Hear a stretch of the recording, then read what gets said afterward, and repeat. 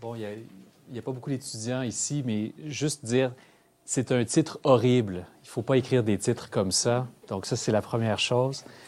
Très important. Je dépasse certainement 140 caractères, donc c'est un mauvais titre. Merci beaucoup à l'IRSPUM pour l'invitation. Et c'est un plaisir de venir à l'IRSPUM et à l'ESPUM pour parler de ces questions-ci. Je dois préciser que la conférence d'aujourd'hui, je la donne à titre de professeur de philosophie ou de chercheur en philosophie des sciences. Et je ne donne pas cette conférence à titre de vice-recteur associé ou en tant que président de l'ACFAS. Donc, mon propos aujourd'hui, il ne sera pas très controversé, mais mon propos, il est le mien, et pour le meilleur et pour le pire, d'ailleurs. Donc, mes travaux portent surtout en philosophie de la biologie, et ce n'est pas une conférence de philosophie de la biologie aujourd'hui. Je dirais philosophie de la biologie est un sous-domaine de la philosophie des sciences. Donc, habituellement, je travaille surtout sur des questions de comment sont construits, disons, les modèles théoriques en biologie de l'évolution et en écologie. Mais c'est un sous-domaine de la philosophie des sciences qui s'intéresse à la spécificité de l'explication scientifique par rapport à d'autres types d'explications ou d'énoncés dans d'autres communautés épistémiques, par exemple. Ce dont je vais parler aujourd'hui, c'est surtout la philo des sciences et c'est la question de l'expertise. Et l'expertise, c'est un problème philosophique classique, même si ça ne portait pas sur le mot expertise, mais quand vous regardez, si vous vous souvenez dans vos cours de cégep, des dialogues socratiques, en gros, Socrate, c'est toujours le problème de l'expertise. Il va voir un général, puis il dit « Ah, toi qui es général, tu sais qu'est-ce que le courage. Dis-moi ce qu'est le courage. » Et là, le général, puis là, c'est un piège tout le temps, incapable de définir de manière satisfaisante c'est quoi le courage. Ensuite, il va voir un musicien, c'est quoi la beauté. Le musicien n'est pas capable de décrire c'est quoi la beauté. Mais donc, en quelque sorte, l'histoire de la philosophie, c'est construite sur la question de comment définit-on ou comment identifie-t-on les personnes qui ont une autorité épistémique dont la connaissance, en quelque sorte, offre une certaine autorité sur des énoncés de connaissance. D'accord? Donc, l'autorité épistémique, c'est est-ce qu'il y a des experts? Qui sont-ils? Pourquoi sont-ils les experts? Bien sûr, pour la santé publique, la question, vous parlez plus d'expertise que moi. Okay? C'est toujours la question de l'expertise qui est soulevée en santé publique. Qui a une autorité épistémique sur quel type d'énoncé et comment cette autorité épistémique-là, autorité de connaissance, devrait-elle intervenir dans la prise de décision? Donc, et je ne dis pas juste ça pour...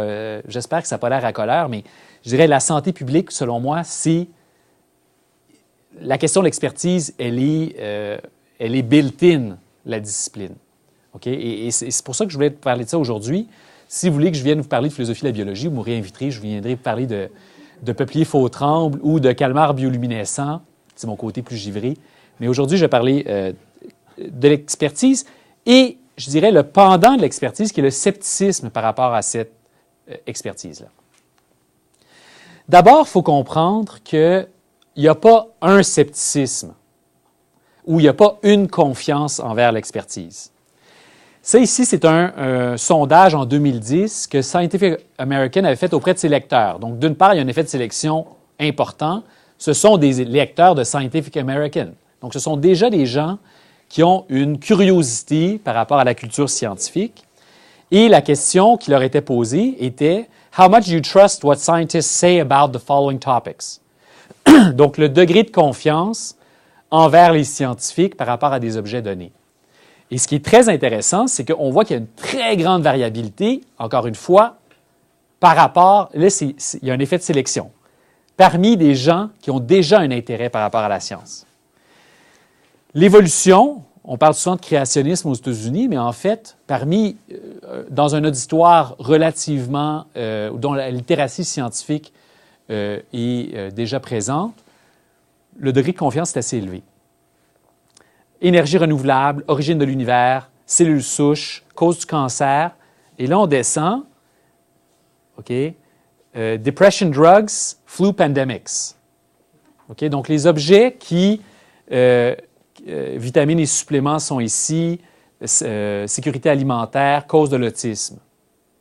Donc là, vous voyez qu'ici, parmi un lectorat qui est relativement bien prédisposé par rapport à la science, la variabilité du scepticisme est très grande. Donc, première leçon, ou peut-être seule leçon de cette conférence, c'est qu'il n'y a pas le scepticisme. Il y a des scepticismes. Et donc, on sait que la société a besoin d'experts, mais la confiance qu'on leur accorde est très variable selon l'objet. Ce dont je veux parler aujourd'hui, c'est d'essayer de comprendre différents types de scepticisme par rapport à l'expertise pour mieux agir sur nos interventions, sur comment soit pallier, soit instrumentaliser, soit minimalement juste comprendre la diversité des scepticismes. Et là, moi, j'approche la question comme un philosophe. Ça veut dire que, reprochez-moi pas, est-ce que j'offre des solutions concrètes? Oui, mais est-ce qu'elles sont assez concrètes pour tout le monde? Non. Okay? Pour moi, ce sont des solutions très concrètes, mais c'est certain que c'est un niveau d'abstraction sur la compréhension de l'enjeu, moi, qui m'intéresse. Les enjeux définitionnels et théoriques, c'est certain que c'est ceux que je vais privilégier. Je crois que ce sont des guides à l'action, mais c'est certain que mes prescriptions ne sont pas aussi détaillées que quelqu'un dans une autre discipline. Je dirais qu'il y a deux grandes théories de l'expertise en philosophie. Donc là, je les catégorise. Il y a deux approches générales. Ce ne sont pas les meilleures, mais je dirais que là, je présente rapidement deux philosophes qui ont articulé de manière définitionnelle des approches à l'expertise. On pourrait dire qu'il y a la théorie morale de l'expertise. C'est l'importance de la confiance. Donc, c'est comment on bâtit, maintient, entretient des liens de confiance entre un expert, scientifique ici, et, on dirait, un profane ou quelqu'un qui n'a pas le même degré de connaissance. Okay? Donc, la confiance est l'enjeu principal de ces théories-là, et ça nécessite l'éducation morale des scientifiques.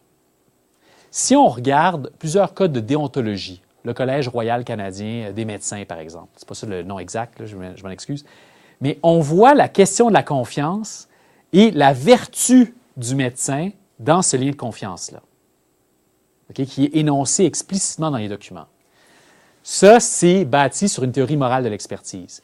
Comme l'expertise dépend d'un lien de confiance, que cette confiance-là ne peut être bâtie et maintenue qu'en fonction, si on veut, de la moralité de l'expert dans sa relation, on doit se préoccuper de l'éducation morale des experts pour qu'ils soient, en quelque sorte, méritants de cette confiance.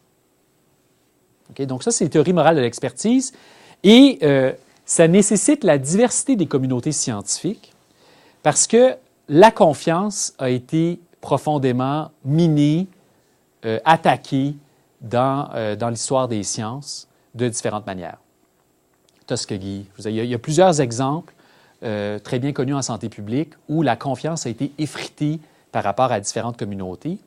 Et donc, la diversité des scientifiques dans cette approche-là est une condition nécessaire pour bâtir certains liens de confiance.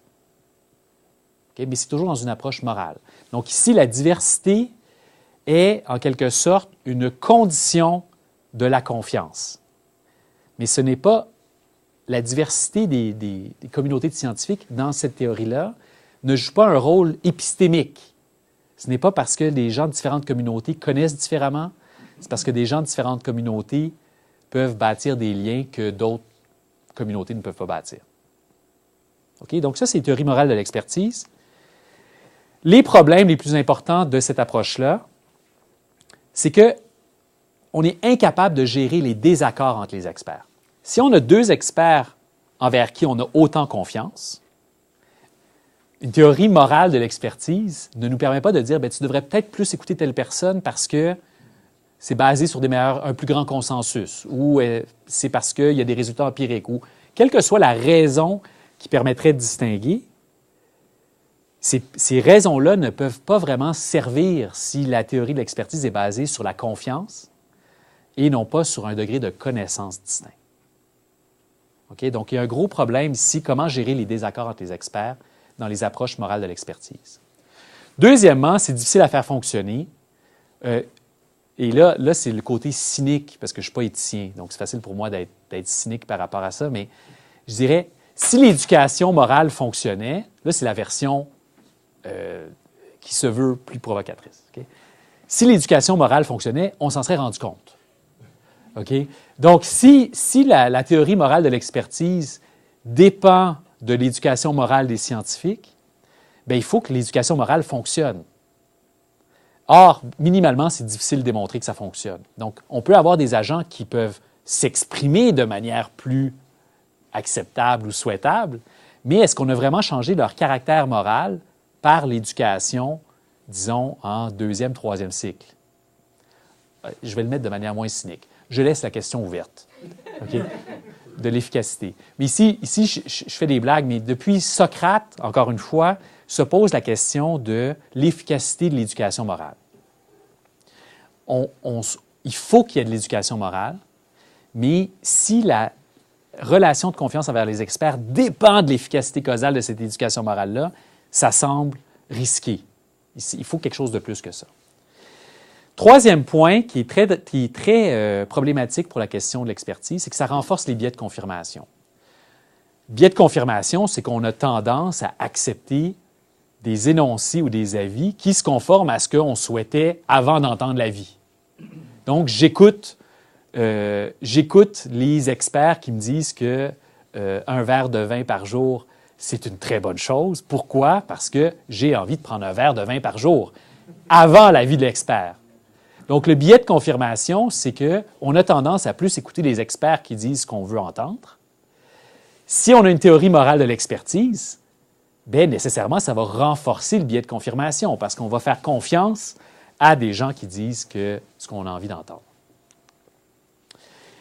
À l'opposé, ça, je vais passer plus rapidement parce que c'est plus intuitif, la théorie épistémique de l'expertise. Donc là, ce n'est pas une question de confiance du tout, c'est de trouver des moyens indirects d'identifier des experts.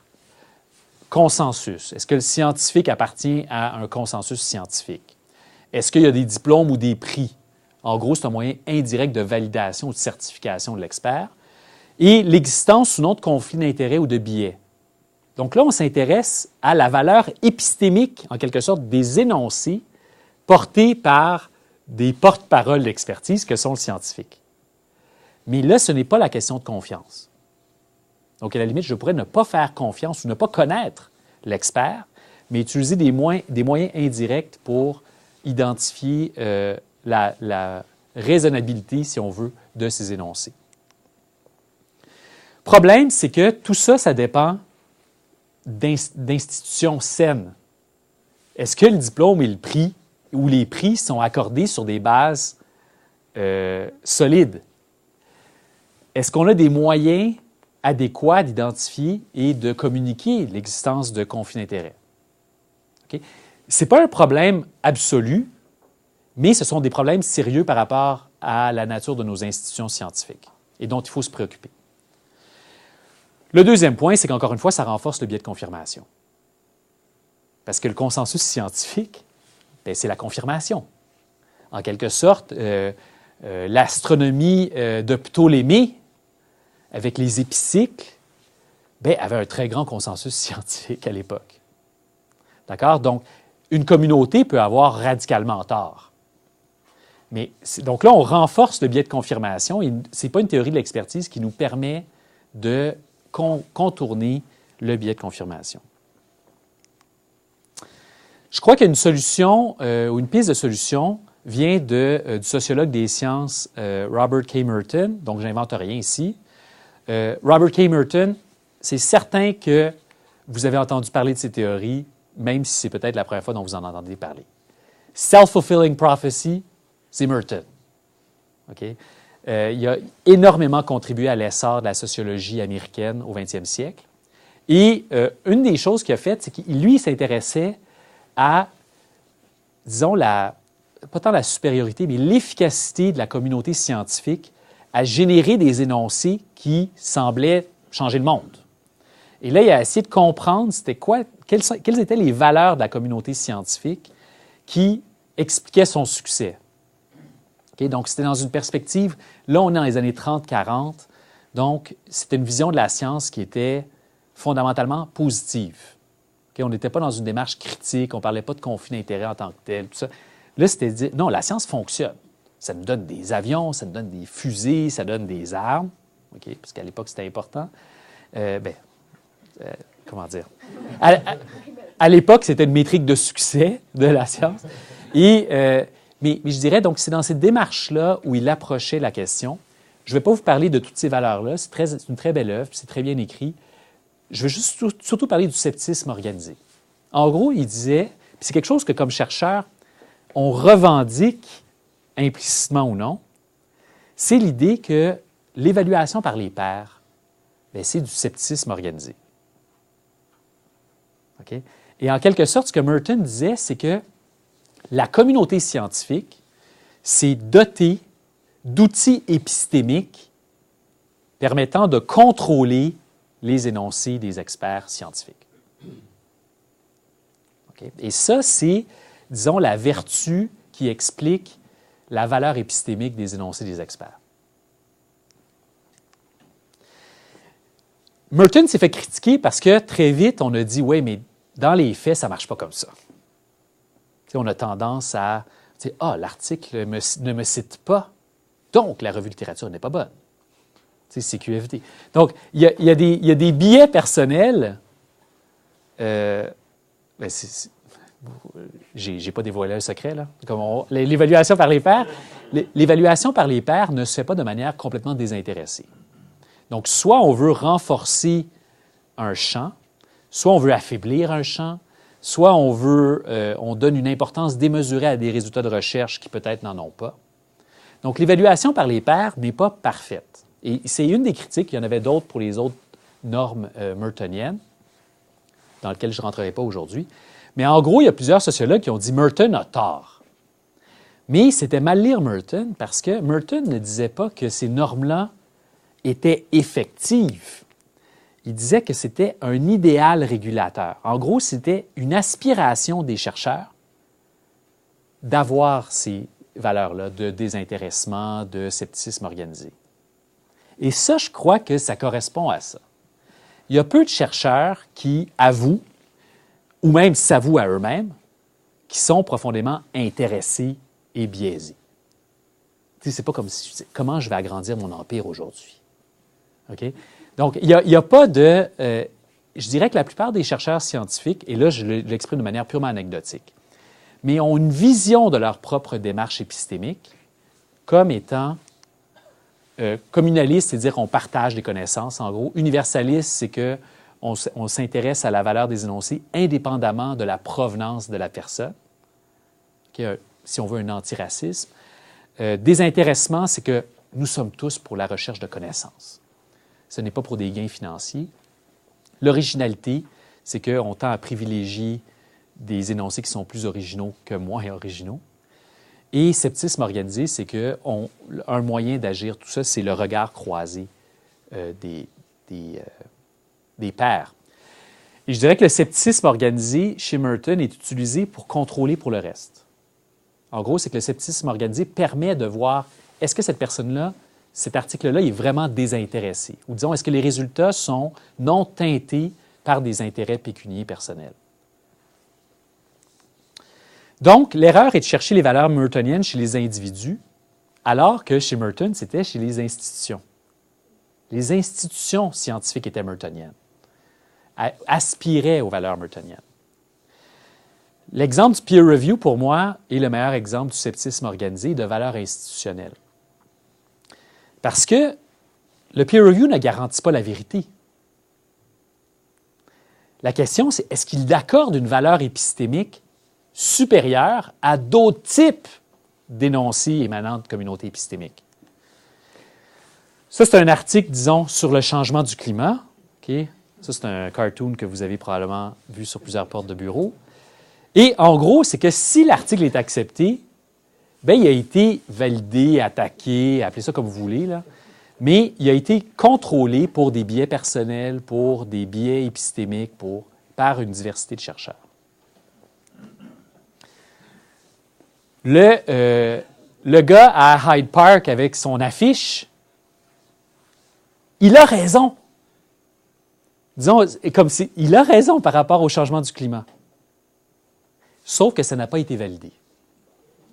Donc, ce n'est pas que l'énoncé est vrai ou faux, ce n'est pas que l'expert a raison et que le non-expert a tort. La question, c'est est-ce que les énoncés de l'expert ont une valeur épistémique méritée? Et l'idée, c'est que quelque chose comme le peer review offre non pas une garantie de vérité, mais une validation épistémique qui essaie de contrôler pour d'autres facteurs et que d'autres communautés n'ont pas ces moyens de contrôle-là. Donc, si on compare, je ne le ferai pas aujourd'hui puisque je manque de temps, mais si on compare des communautés épistémiques, disons des amateurs, souvent ils savent plus de choses que des experts scientifiques sur le même objet. Parce qu'eux s'intéressent vraiment disons, à un tas de propriétés dont le chercheur n'aura pas le temps de se préoccuper. Donc, la communauté épistémique d'amateurs peut être plus proche de la vérité. Le problème, c'est qu'il n'y a pas des moyens de contrôle pour voir si les énoncés ont une valeur épistémique supérieure. Donc là, on commence à comprendre que l'expert n'est pas celui qui a raison, c'est celui qui a une autorité épistémique méritée.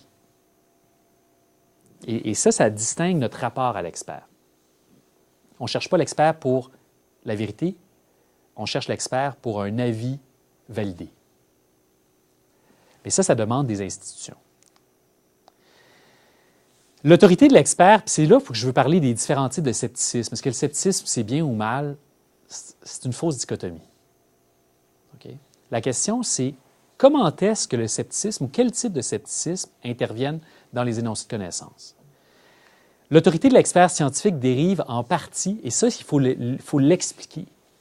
Même si ça semble trop cynique, j'ai dû corriger un article, j'ai un article sous presse sur la question de l'expertise, et au début, je disais, l'expertise dépend du distrust. Puis là, le reviewer 2 m'a rentré dedans, a dit non, il ne faut pas parler de distrust. Puis là, j'ai dû le changer. Puis là, j'ai changé mon discours pour. Ça amoindrit mon argument. D'accord? Mais là, en gros, maintenant, c'est devenu le contrôle ou de validation. C'est correct. Le peer review, c'est aussi d'adapter son discours. Mais l'article final, je crois, est meilleur parce que j'ai eu des commentaires critiques. Sauf que le commentaire critique, en gros, c'est que le peer review gagne de la méfiance ou du scepticisme des institutions face aux valeurs et les motivations des individus. Le peer review standard, puis il y a une grande variabilité, mais disons qu'il y a 2 évaluateurs, il y a 2 pairs qui évaluent un truc. Pourquoi il y a 2 pairs? Parce qu'ils ne font pas confiance à un seul pair. Ce n'est pas juste une question de connaissances complémentaires. Souvent, les 2 reviewers ont la même expertise. Mais en gros, c'est que, et là j'exagère le cynisme du peer review, mais on veut contrôler pour les biais du chercheur qui propose l'article. Donc, on met un évaluateur qui n'a pas les intérêts professionnels à ce que ça soit publié, ou disons, pas les mêmes intérêts professionnels à ce que ça soit publié. D'accord? Donc, d'une part, il y a un premier pair qui regarde d'une manière sceptique l'article. Mais il y a un deuxième pair, qui ne contrôle pas pour le premier pair. Mais en gros, c'est qu'on dit on veut juste être certain que peut-être que le premier pair a un intérêt professionnel à ce que ça soit publié. En mettant 2, on essaie d'amoindrir, disons, l'intérêt personnel à ce que ça soit publié. Là, je le définis de manière cynique. Bien sûr, il y a plein d'autres vertus. Là, c'est que je veux souligner l'aspect sceptique de nos institutions. Pourquoi? Parce que c'est important, lorsqu'on parle au public, d'expliquer la démarche scientifique. Là, je dis la démarche comme si on avait juste une, là, mais certaines propriétés d'institutions scientifiques et comment les énoncés de connaissances sont produits d'une manière où le scepticisme fait partie de la démarche. Sinon, ce qu'on dit, c'est écouter les experts. Pourquoi? Parce que vous devriez les écouter. On demande une adhésion non critique. Alors que ce qu'il faut dire, c'est non, la communauté est critique. Là, ce qu'on vous demande, c'est une adhésion ou une écoute à des énoncés qui ont passé les filtres du scepticisme. Donc, il faut être très prudent dans nos communications pour ne pas suggérer une unanimité Parce que cette unanimité, en gros, dit « vous avez tort d'être sceptique ». Alors qu'on est peut-être plus efficace, selon l'objet, à souligner que non, vous avez le scepticisme, nous aussi on est sceptiques. C'est juste que ça a passé le test. Donc vous n'avez pas tort d'être sceptique, vous avez peut-être tort où vous voulez être sceptique. Ce qui est intéressant aussi, c'est que le doute et le scepticisme contrôlent mieux les biais de confirmation. Okay? Le fait qu'on souhaite une diversité de la communauté scientifique, selon moi, c'est une vertu épistémique et ce n'est pas une vertu morale. C'est qu'on veut une diversité de chercheurs de différents milieux socio-économiques, de différents groupes culturels, de différentes expériences, de différentes disciplines. Pourquoi? Pas parce que ça nous aide à avoir confiance en eux à un point de vue moral, quoique ça peut le faire par ailleurs, mais aussi parce que ça nous apporte une diversité de regards sceptiques.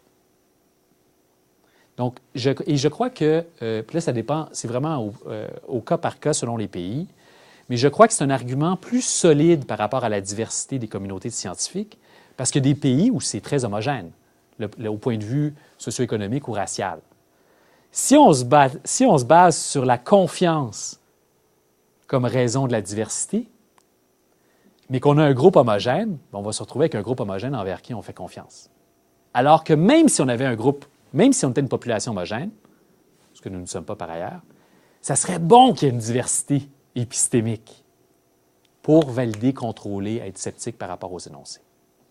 Donc, je trouve qu'il y a une raison il y a un argument envers la diversité qui est plus fort sur des raisons épistémiques ou plus stable, plus robuste qu'un argument moral. Okay? Tant mieux si par ailleurs on a de la confiance bâtie sur... C'est tant mieux. C'est juste que comme argument pour construire nos communautés de pairs, j'ai peur que ça soit instable et volatile. Si on a un groupe démographique ou une communauté qui est en déclin démographique, est-ce que ça voudrait dire qu'il faudrait baisser leur participation aux communautés épistémiques? On en a moins besoin. On a moins besoin de liens de confiance sur une population qui devient marginale. Bien sûr que non. On pourrait vouloir une représentation de ces groupes-là de toute manière parce que ça offre un regard différent et non pas parce que ça devient un ambassadeur en qui on fait confiance. Comprendre que les valeurs et les motivations, les chercheurs ont des intérêts. Okay, des fois, c'est des intérêts purement esthétiques. Moi, il y a des théories que je trouve plus belles que d'autres. D'accord? Et je vais tendre à privilégier certaines théories pour des valeurs et raisons esthétiques. Puis là, si vous dites que c'est un peu bizarre, vous le faites aussi. Il y a des théories qu'on trouve plus élégantes, on les préfère. Puis c'est pas qu'on va les accepter à tout prix, mais il y a des valeurs qui interviennent dans le choix des théories pour plein de raisons qui sont non scientifiques, disons. Le peer review aide à contrôler ces valeurs-là. Pas les faire disparaître, mais voir si elles jouent un rôle qui déforme les énoncés d'une manière inacceptable. Mais ça, il faut comprendre qu'il y a certaines valeurs qui jouent différents rôles. Et là, je vais parler brièvement du risque. Le risque n'est pas le même par rapport à la théorie de l'évolution, la vaccination, le changement climatique ou les énergies renouvelables. Ce n'est pas le même risque. Mais ça veut dire que les valeurs des scientifiques et les valeurs du public par rapport à ces énoncés-là vont être interprétées différemment. D'abord, un énoncé très important en santé publique, c'est que la probabilité d'occurrence est différente de l'importance de l'occurrence. Il y a des choses qui sont très, très peu probables, mais qui sont très importantes pour moi. Puis il y a des choses qui sont très probables, mais que je tends à marginaliser.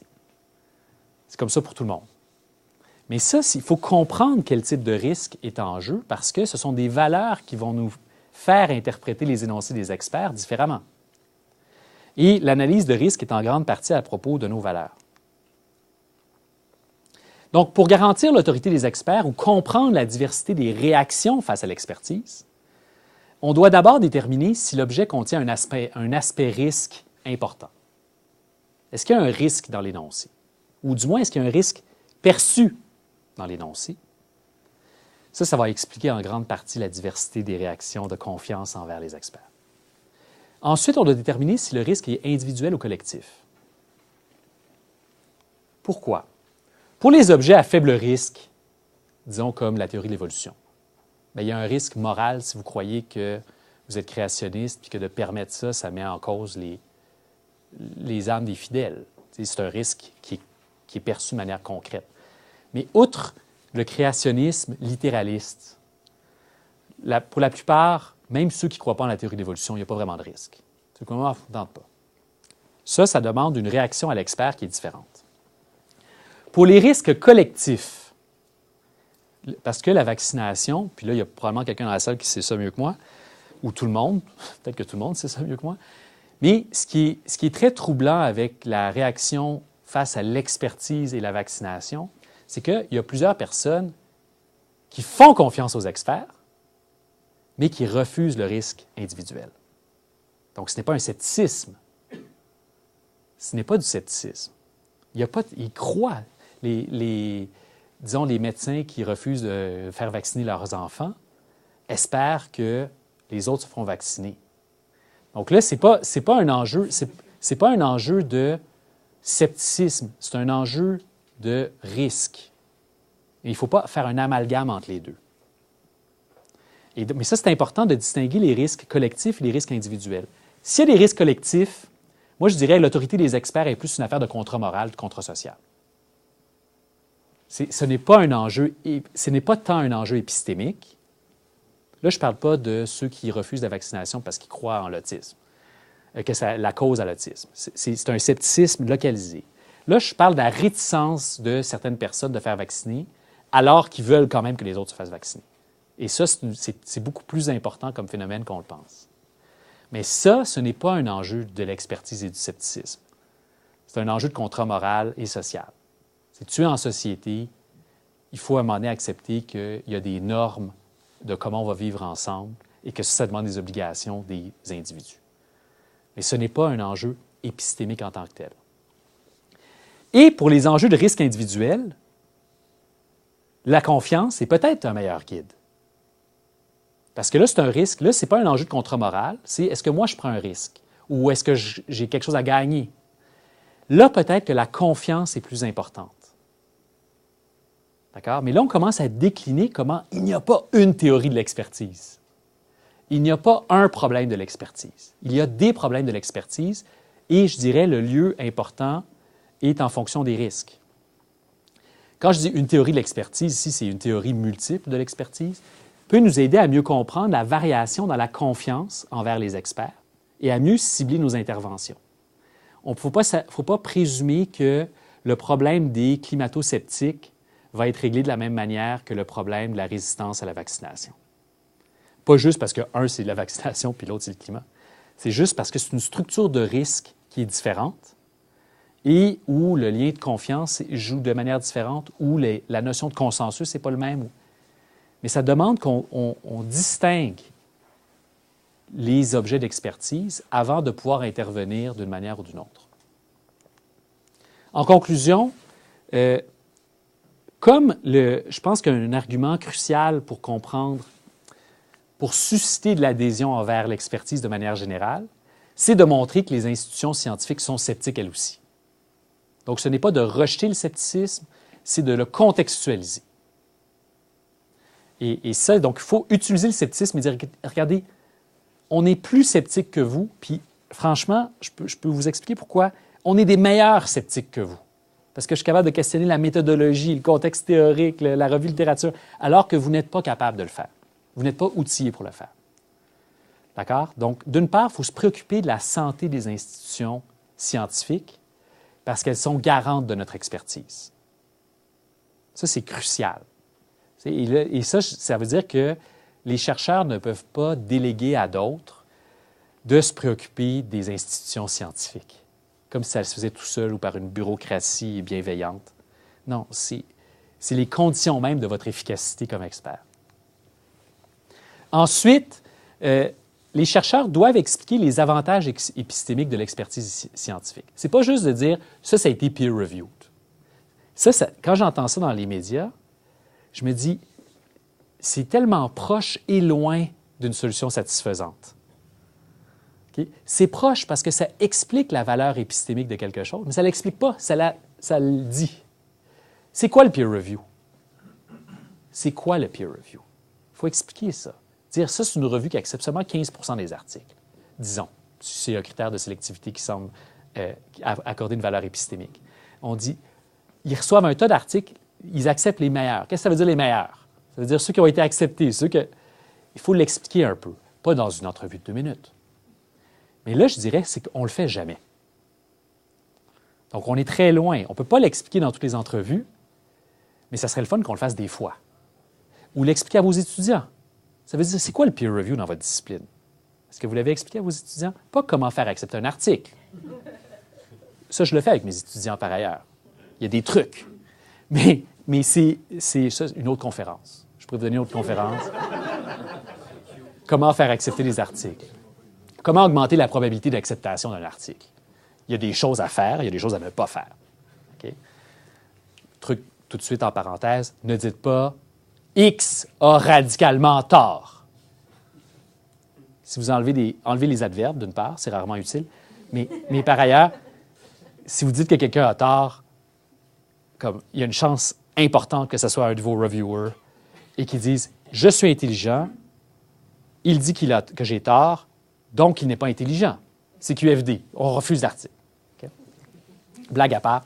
C'est un vrai truc, mais blague à part. On doit mieux expliquer les avantages de l'expertise scientifique et sur quoi elle est fondée. Okay? Puis ce n'est pas de maintenir notre autorité, c'est d'expliquer la démarche de l'élaboration de connaissances. Et on doit distinguer les différents objets de connaissances et leur autorité associée. On doit distinguer, puis ça, en santé publique, on est assez sensible sur cette question, mais dans d'autres domaines, beaucoup moins, de distinguer la probabilité d'occurrence et l'importance de l'occurrence. Quand je dis l'importance, c'est est-ce que c'est grave? Mais ça, c'est un jugement de valeur. Il y a un jugement de valeur à ça. Est-ce que c'est grave qu'un météore détruise la vie sur Terre? Ben oui, mais je m'en fous. C'est un jugement de valeur. Donc, en quelque sorte, on doit être plus précis par rapport à l'autorité de nos énoncés. Et finalement, la leçon la plus importante, puis c'est ma dernière leçon pour aujourd'hui, c'est que les chercheurs gagnent à faire un peu de philo des sciences. Là, c'est moi qui le fais, mais en quelque sorte, on doit tous avoir une approche critique par rapport à notre propre champ. Pas critique juste comme « Ah, lui, je l'haïs, il refuse tous les articles. » Bon, ça, c'est pas critique constructif. C'est dire comment c'est construit dans ma discipline ou dans mon champ les revues importantes, leur processus d'évaluation par les pairs.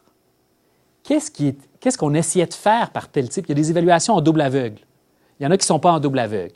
Ce n'est pas qu'il y en a une qui est bonne ou mauvaise. Il y a des vertus épistémiques distinctes qui sont recherchées. Mais il faut se poser des questions, comme philosophe, c'est quoi dans ma démarche ou dans la démarche de mon champ qui est bon, qu'est-ce qui est moins bon et pourquoi? Puis en faisant ça, on commence à comprendre pourquoi et comment et quand est-ce raisonnable d'être sceptique, puis quand est-ce que c'est moins raisonnable d'être sceptique. Et si on est capable de faire ça, on est capable de le communiquer, et ça, c'est ce qui va nous aider à ce que l'expertise scientifique soit prise plus au sérieux. Merci beaucoup.